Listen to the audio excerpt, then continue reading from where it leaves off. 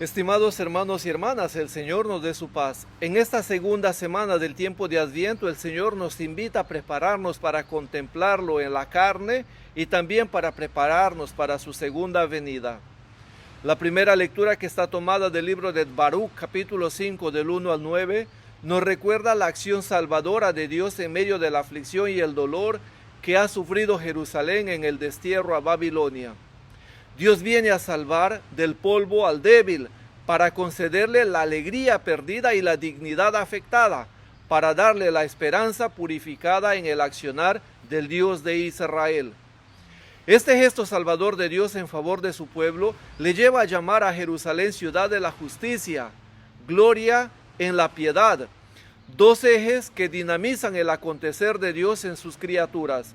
Lo primero es la respuesta del ser humano que camina hacia el encuentro de Dios en la apertura de la relacionalidad con el otro, en la búsqueda del bien común, de la justicia, del derecho, del respeto de la vida.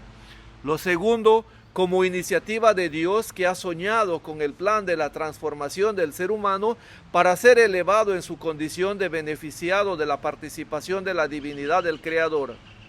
La invitación que le hace el texto a Jerusalén es a levantarse, utilizando el mismo verbo que aparece en el momento de la resurrección de Jesús, para que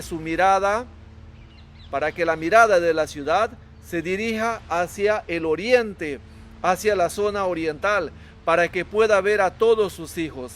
En el oriente se encuentra el Monte de los Olivos. El profeta Ezequiel nos dice que la gloria del Señor salió del templo por la puerta oriental de la ciudad y se dirigió hacia el oriente, hacia el valle del Quebar, en Babilonia. Por esta misma puerta los hijos de Israel fueron llevados hacia Babilonia como desterrados. De este modo, la salvación de Dios es una permanente invitación a ponerse el vestido de la fiesta, el vestido de la nueva dignidad que nos da Dios.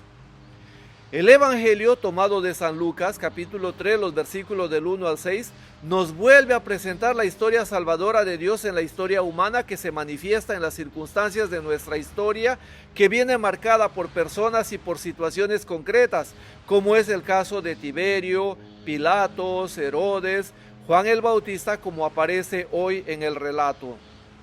La antesala del anuncio de Jesús viene precedido por Juan el Bautista, que está dotado por la fuerza del Espíritu Santo y que ejerce su ministerio en el desierto, inaugurando de este modo el tiempo mesiánico que inicia con el ministerio de Jesús de Nazaret. En este relato, Juan el Bautista se enmarca dentro del conjunto de la mística popular judía que se abre a la esperanza de la venida inminente del Mesías y la urgente necesidad de conversión mediante la carismática práctica del bautismo para la conversión de los pecados.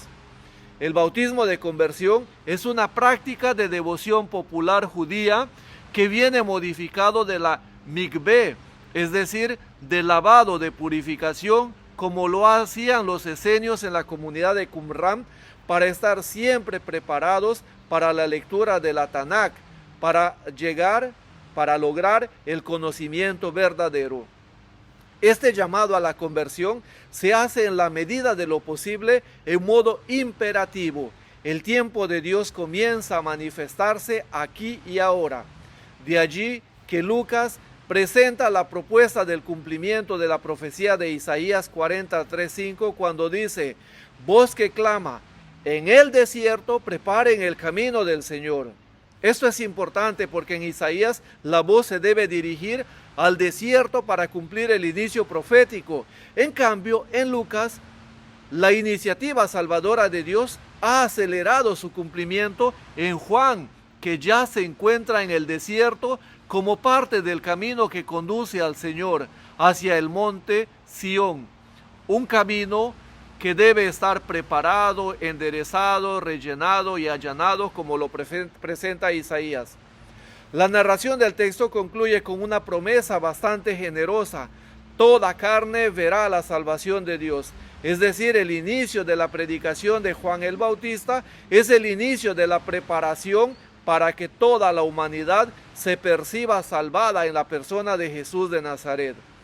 Por ello, la segunda lectura, que está tomada de la carta a los Filipenses, capítulo 1, versículos interrumpidos del 1 al 11, es el prólogo de agradecimiento del apóstol San Pablo, que nos invita a dar siempre gracias a Dios, porque nosotros somos los destinatarios privilegiados de la salvación de Dios. El apóstol une en una acción de gracias porque Dios ha realizado con toda la carne humana, con toda la humanidad, el proyecto de la salvación. Y al mismo tiempo el apóstol eleva una súplica de intercesión para que el amor fraterno que supera el eros y la filía sea oblativa y donante a la manera de Jesús, que con su vida nos manifestó el amor que nosotros tenemos que practicar entre nosotros. El amor como expresión de la corresponsabilidad nos invita al diálogo, nos invita a la escucha de la palabra de Dios y a la escucha de la necesidad de cada uno de nuestros hermanos.